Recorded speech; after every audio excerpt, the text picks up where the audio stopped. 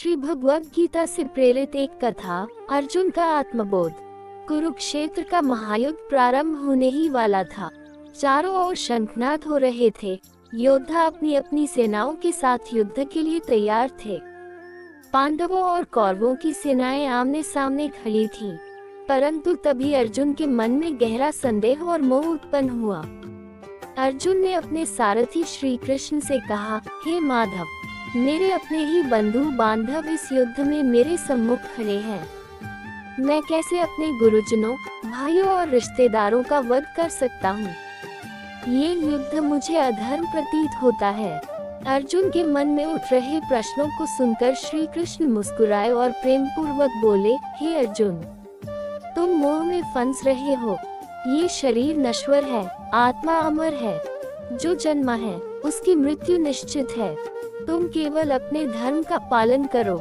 अर्जुन ने फिर कहा, लेकिन हे केशव, मैं इस युद्ध में कैसे न्याय और अन्याय का भेद करूं? क्या यही धर्म है कि मैं अपने ही स्वजनों का नाश करूं?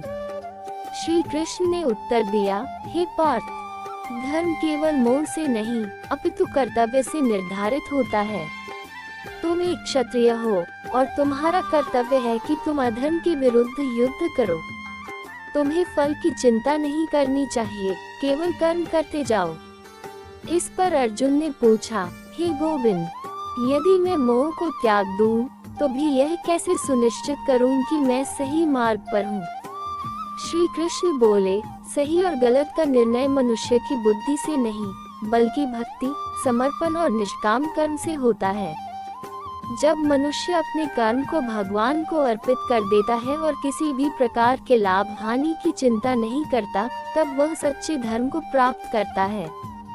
श्री कृष्ण के ये दिव्य वचन सुनकर अर्जुन का मोह नष्ट हो गया।